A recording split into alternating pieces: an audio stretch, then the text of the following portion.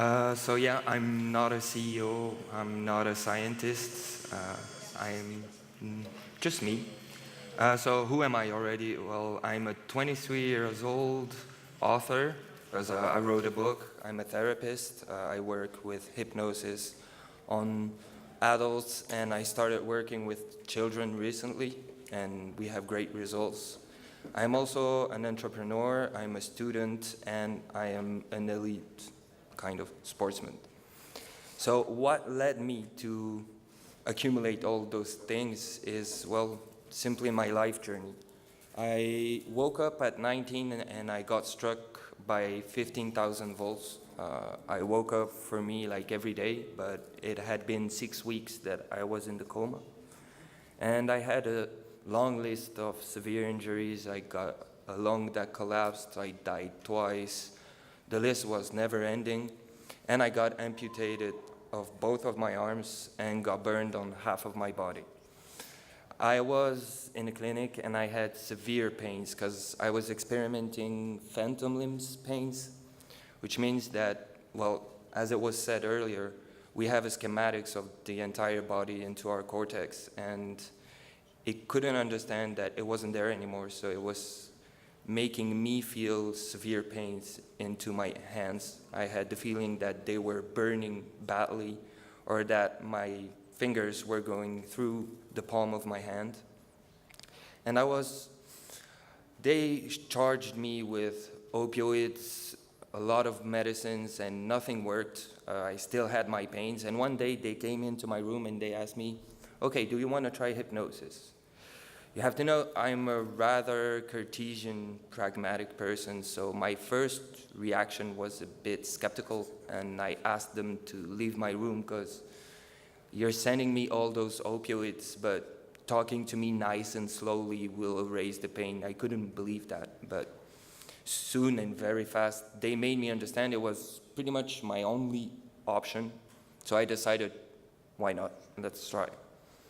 After the first session, I had no more pains for 10 minutes, and then I fell asleep.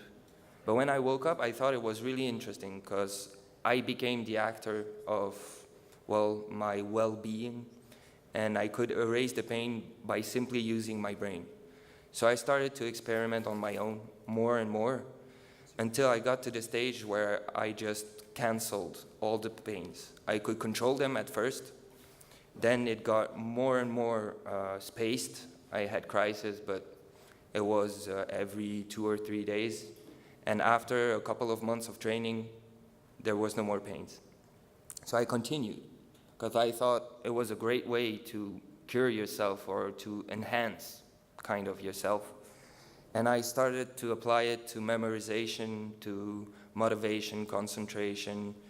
And I got further and further, and all the people around me started to hear about that, and they asked me to do it on them.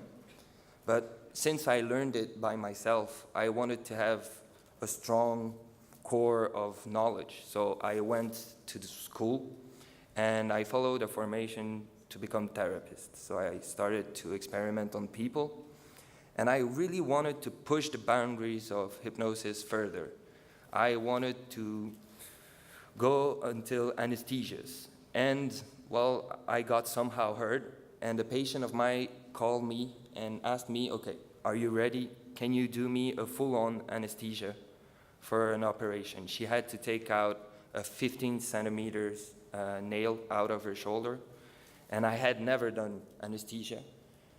But I decided to accept and to go with her into the operating room. She walked in walking, she sat by herself, and the entire operation went really well. She didn't feel a thing, and she didn't have any anesthetics, any chemicals whatsoever. And then when the operation was done, she got back up, got dressed, and walked out. It was like going to the hairdresser.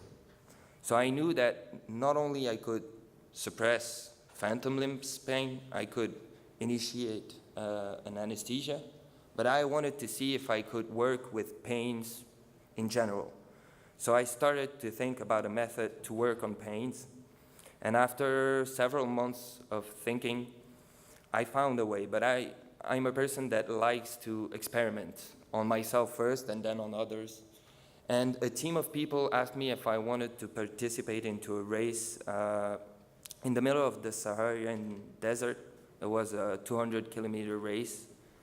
And you have to know that I have very big problems with my feet. Every step I take, I have a pain into my foot because all the nerves that I had there got burned with the electricity. So I started to think about that, and I accepted, and I went into the desert to do that race, and having in mind that I would have to focus in order not to feel the pain at every step, because I had to do a lot of steps. And then it got well as well. So I started to think, okay, now I have the entire method to work on pain in general, phantom limbs pain, anesthesia, and many, many more. So I wanted to give that to people. I didn't want to keep that to myself. I didn't want to be a therapist that would go see everyone. I wanted to do something that I could give to my patient and for him to work by himself, like I did. So I started to think of an application that would allow me to do that. And I got to VR, because VR is the visualization. Then when you have a state in your body, when you're experimenting calm or pain, you have that mental discourse that plays a big role into the feeling of pain. You have visualization, because you always visualize something. And then you have the feeling. I thought, okay, VR is for visualization. I have hypnosis for all the feeling. And I found a way to orient the mental discourse that my patient had. So I built up an entire application so that they would live an experience where we would create a state, complete, and a sensation. We did the test and everything went well. So I have now the application. It creates a feeling of cold, and it sets you into a state of extreme calm and relaxation.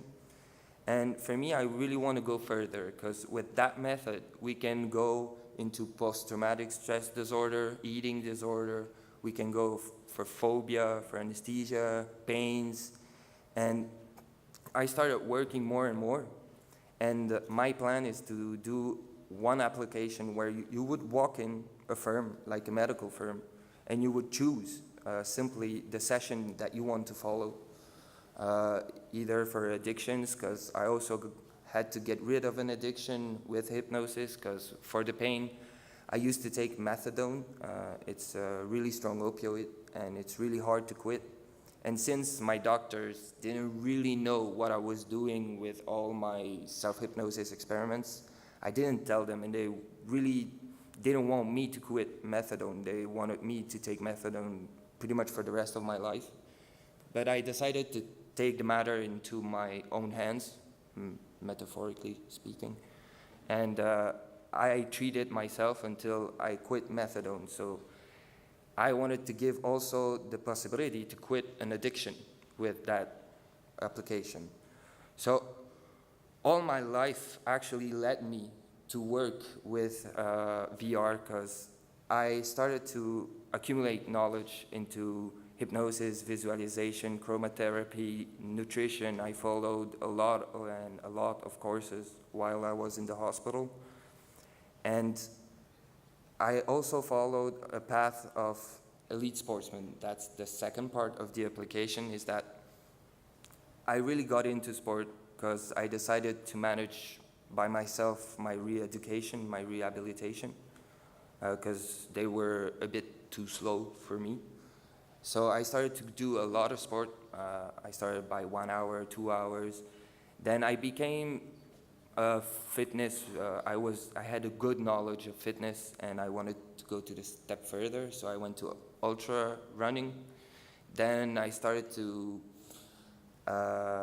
get interested in racing, more generally speaking. And I then worked on a solution for memorization with hypnosis in VR.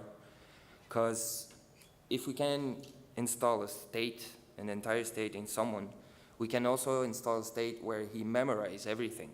And for a race, it's really important because you memorize the entire course of the race.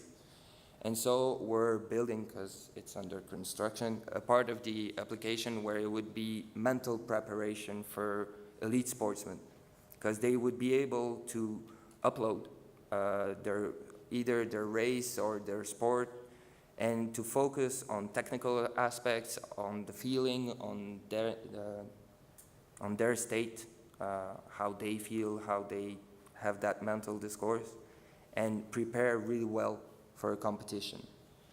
So pretty much that's about it.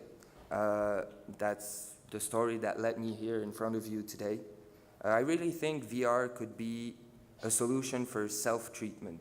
That's my big dream, is that people would walk around with one application, one gear, headset, whatever, and just had to press a button in order to lower the stress, or in order to go up with motivation, or to focus better, or to not feel a pain, really treat themselves only by electronical devices and by VR for me. So it's a bit of my vision, and I hope that everybody that's here will believe in it, because for me it's really the ultimate goal for VR, is that it can really work with the brain. It's a direct path to the brain, and if we could work on that path, I think we'll find great solution for the future. So thank you very much for listening to me. I hope it was welcome.